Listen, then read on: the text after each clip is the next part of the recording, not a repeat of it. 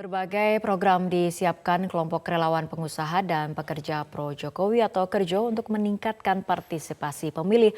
Hal ini dijelaskan pada deklarasi 10.000 pengusaha pekerja dari berbagai sektor untuk mendukung Jokowi Ma'ruf, dan informasi selengkapnya akan disampaikan oleh Nadia Atmaji. Nadia, bagaimana suasana deklarasi 10.000 pengusaha terhadap Capres-Cawapres nomor urut 01 Jokowi dan Kiai Haji Ma'ruf Amin? Ya Fitri, saat ini kami berada di dalam Istora Senayan. Situasi saat ini tempat duduk telah dipenuhi dan menurut penuturan dari pihak panitia bahwa peserta yang hadir dalam deklarasi ini totalnya adalah sekitar 10.000 peserta. Ini merupakan gabungan dari pengusaha dan juga pekerja yang berasal dari berbagai latar belakang, etnis, agama maupun juga sektor di mana mereka bekerja, baik itu jasa maupun juga retail, pertambangan, dan lain sebagainya.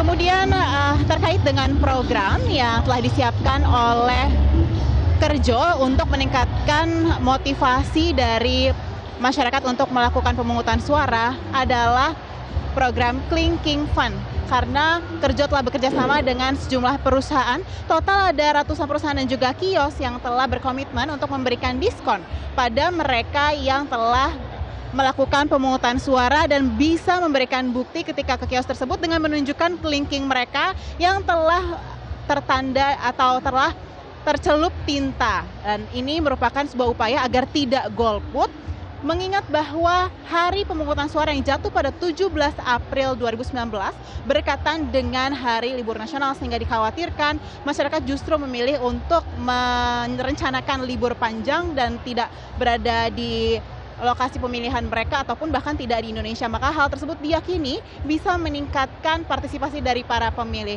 Kita dengarkan pernyataan selengkapnya dari Sekretaris Kerjo Shinta Kamdani.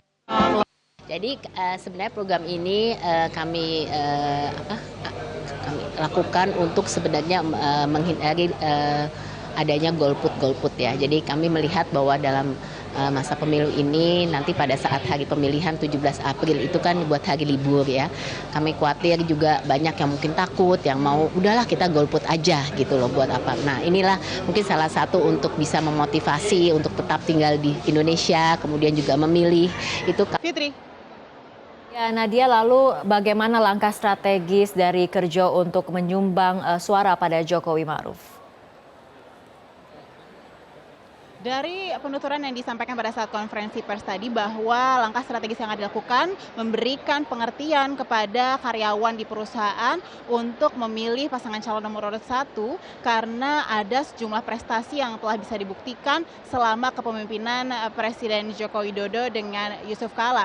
Hal ini juga beralasan ada sejumlah poin penting, yaitu bagaimana kemudian Presiden Joko Widodo selama ini mendengarkan aspirasi dari dunia usaha dan juga tidak otoriter serta membangun iklim yang demokratis. Kemudian yang kedua adalah ingin ada kesinambungan kebijakan ekonomi dan politik sehingga ada kestabilan dan juga kepastian hukum dalam melakukan usaha. Selanjutnya adalah bagaimana kemudian Presiden Joko Widodo selama ini telah melakukan pembangunan yang signifikan seperti pembangunan baik di infrastruktur, baik jalan nasional maupun tol, lalu juga jembatan. Selain itu juga ada pembangunan manusia, yaitu adanya program-program sosial yang dianggap bisa meningkatkan kualitas sumber daya manusia di Indonesia. Kendati demikian, bagi karyawan yang berlainan pendapat atau tidak setuju dengan mendukung pasangan calon nomor urut 1, mereka tetap bisa menggunakan hak pilih mereka dan tidak ada tindakan disiplin ataupun hukuman bagi mereka yang tidak memilih pasangan calon nomor urut 1.